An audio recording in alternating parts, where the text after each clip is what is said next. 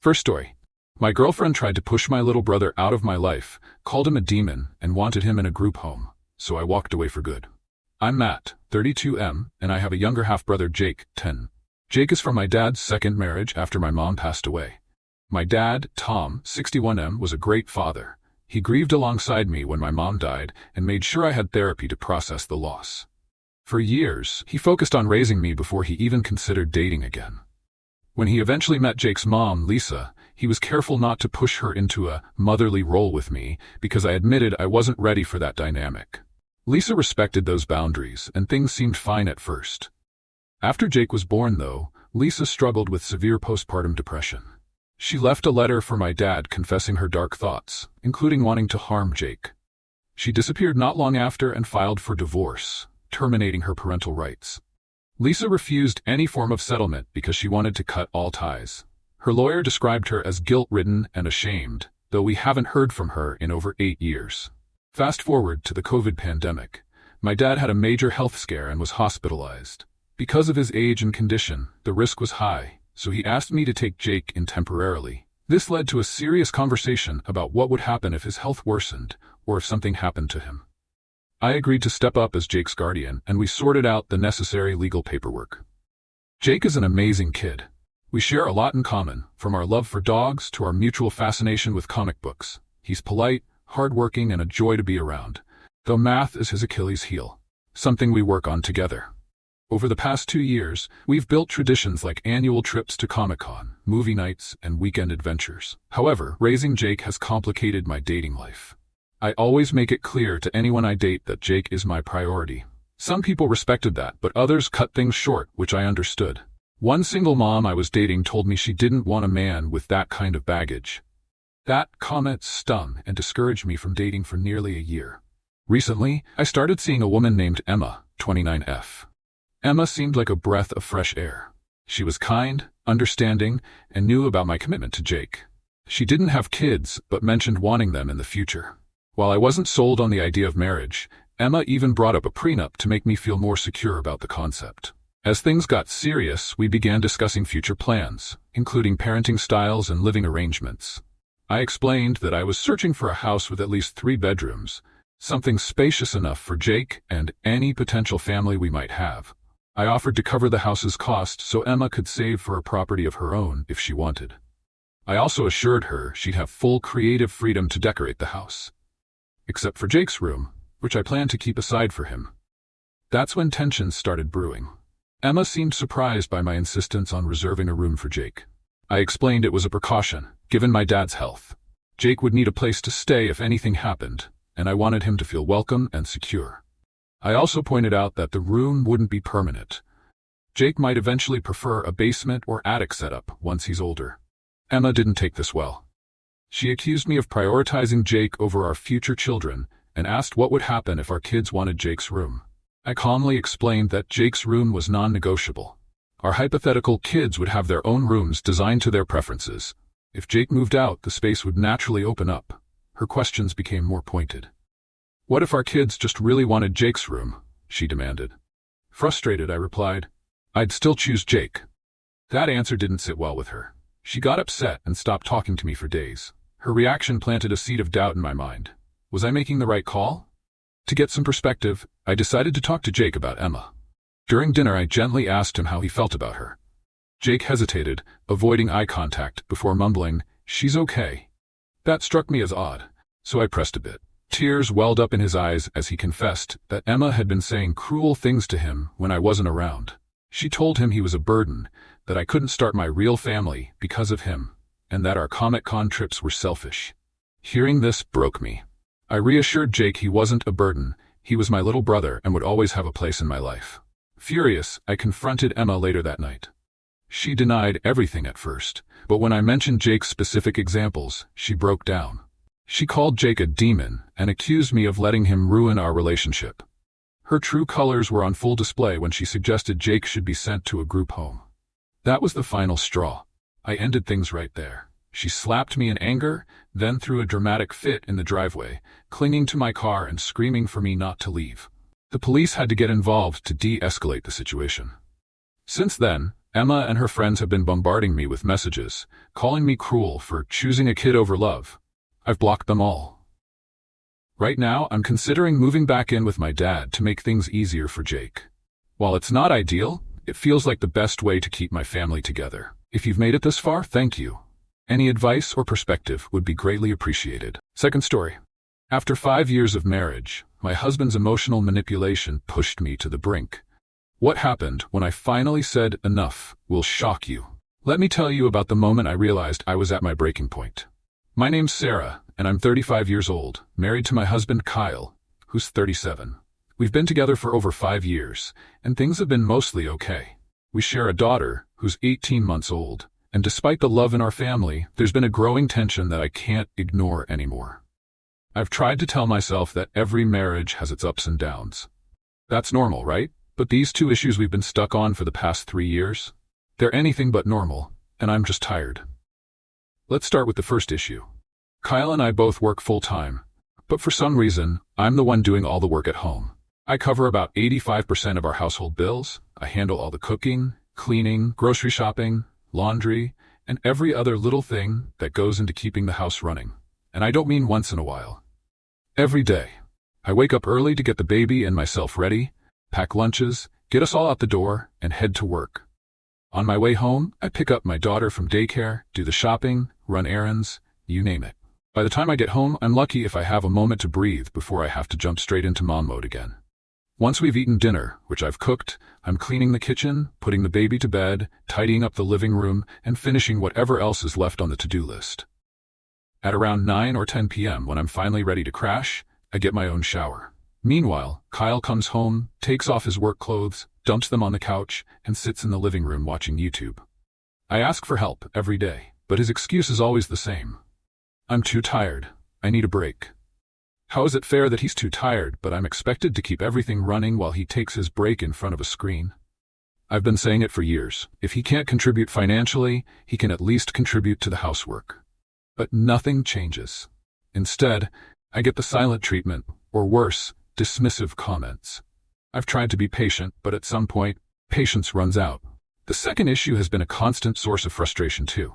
For years, Kyle's struggled with a small porn addiction, and honestly, it's always been a sensitive topic between us. Alongside that, he's had issues with premature ejaculation, which only adds to the tension. I'm not saying it's the root of our problems, but it's definitely something that weighs on me. It's just one more thing that makes me feel like he's checked out emotionally, leaving me to handle everything else. So, fast forward to last week. The holidays are right around the corner, and I'm preparing for Thanksgiving. I'm running around like a headless chicken, trying to get everything together. I'm deep into cleaning the house, washing the bedding for the guest room, organizing the fridge, making sure everything is spotless for family to come over. And, of course, doing all my daily tasks as well. By the time I'm done with everything, I'm wiped out, but I keep pushing, because that's what I do. I finally hit my breaking point when I asked Kyle again for help. I told him I was exhausted and needed him to step up. All he said was, "I'm tired too." I snapped and told him, "I'm tired too, and I never get a break." I told him that if he couldn't help out around the house, at least he could help make things easier for me by sharing the load. Instead of helping, he shut down, gave me the silent treatment for 2 days. Then, out of nowhere, he invited me and the baby to his mom's house for a visit. I told him, "I'll go, but only if you're not going to ignore me the whole time." And that was the moment everything blew up. He exploded. Accused me of complaining for the past 3 years, of doing nothing but bitching about everything. He said he wasn't going to clean, and that if me asking for him to contribute was such a big deal, then maybe we should divorce. I didn't even know what to say to that. It was like he was daring me to call his bluff. So I asked him, "What does that look like to you? Divorce?" His response, "I'll get an apartment, sign the house over to you, refinance it in your name. We'll split custody 50-50 and share our daughter's expenses." Then, he stormed off to his mom's house until 1 a.m. He didn't talk to me for 2 more days. I tried to confront him, asking how his apartment search was going. He looked at me like I was crazy and asked, "What?" That's when I dropped the bomb. I told him that I agreed with everything he said. I was done. I was tired of the constant fighting, tired of feeling alone in this relationship, and I said that divorce seemed like the best option for us. I'd rather co-parent peacefully than stay in a toxic marriage. And you know what his response was? He admitted that he only said it to scare me into shutting up.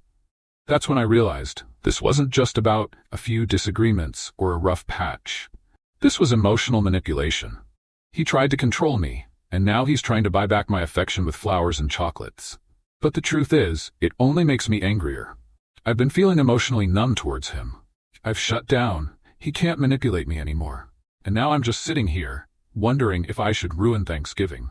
I don't want to be the one to ruin the holiday, but I'm so done with this. I need advice. Should I just walk away? Was his manipulation enough of a red flag for me to finally say enough is enough? I'm honestly at my wit's end here. Third story.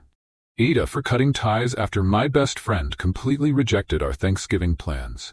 After a 28-hour drive. My husband and I decided to drive across the country for Thanksgiving. It had been over 3 years since we saw some of our closest family and friends, and this trip felt long overdue.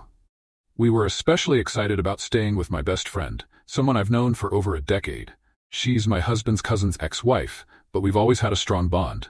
She and I have been through so much together, and despite the years, we kept in touch regularly. We had planned for my husband, me, and our 3 kids to stay at her house while we visited. A month before the trip, I gave her a call to iron out the details. We spent over 2 hours talking about everything: how we'd spend the holidays, where we'd all sleep, and what we could do for my son's birthday, which he was eagerly looking forward to. She said it was no problem at all, and we agreed on all the plans. I was relieved to have somewhere to stay since most of my family had no room for us. She said we were welcome anytime. I didn't think to follow up after that, because everything seemed set. We usually touch base once a month, so I didn't see the need to constantly check in. My husband had stayed with her just a month prior for a family event, and when he asked 3 days before, she had no issue with it, saying, "No worries, you can stay with me." So, we figured it was all good. Fast forward to our 28-hour drive from Texas to Massachusetts, and the trouble began just 2 hours before we arrived. I had already texted her hours earlier to get her address so we could plan our route and settle in once we arrived. She immediately sent it, no hesitation. It seemed perfectly normal, until things took a strange turn. When my husband called her just before we arrived, she completely flipped. She raised her voice, telling him that she didn't remember us discussing the stay, that we hadn't confirmed like he had. Wait, what? We'd had a detailed conversation about everything, and I had texted her just hours ago for her address. Now she was acting as if none of it happened. She claimed she didn't recall us asking to stay, and that we never confirmed, but we did. I reminded her of our conversation and how she just sent me her address, but she was completely dismissive. It was then that she told my husband, with a tone that made my blood boil, that she was out of town and that we would have to wait until the next day. Mind you, she was only 20 minutes away. She couldn't even make the short drive to help us get settled in after we'd just driven for nearly 30 hours? I was beyond frustrated. This wasn't the person I used to know. The person I'd known would have come to open the door for us or told us where the spare key was hidden. But this was just cold and unhelpful. I couldn't believe it. My kids heard the entire conversation, and I could tell they were just as confused and upset as I was. I didn't want to argue, so I made the decision right then and there to book a hotel. I wasn't about to let this woman ruin our trip after such a long drive. Her attitude, her tone, the complete disregard for the effort we'd put into being there. It felt like she was more concerned with proving us wrong than actually figuring out what to do. She texted me later saying she didn't want to argue, but by then, I was done. Yes, I acknowledged that I should have followed up, but the way she treated us, especially my husband, was uncalled for. It wasn't just about me. It was about how she made us feel unwelcome after everything we'd talked about. She didn't apologize for her tone, not once. She didn't take responsibility for how she acted. She just hoped we could still see each other during our stay, but that wasn't what I had planned. I had planned to spend time with her, morning, noon, and night, helping her with her kids when she was working, taking the kids to fun places. But now, I couldn't even look at her the same way. I wasn't going to rearrange my plans to make her feel better after everything that happened. My son's birthday was the next day, and he didn't care who was there as long as we kept our promises to him. And after all that, I wasn't going to spend time watching her kids or rearranging my plans for her, not when she couldn't even be bothered to open the door. She could have helped us settle in when we got there, but since she didn't, I wasn't going to make any effort to see her. Honestly, The whole situation felt disrespectful. After we drove all that way, she couldn't give us the courtesy of a simple gesture, and she had the audacity to claim she didn't remember our plans. It was so frustrating, and I couldn't get past it. The fact that my kids heard her treating my husband the way she did was the final straw for me. So, AITA for cutting off my best friend after driving 28+ hours to see her for Thanksgiving?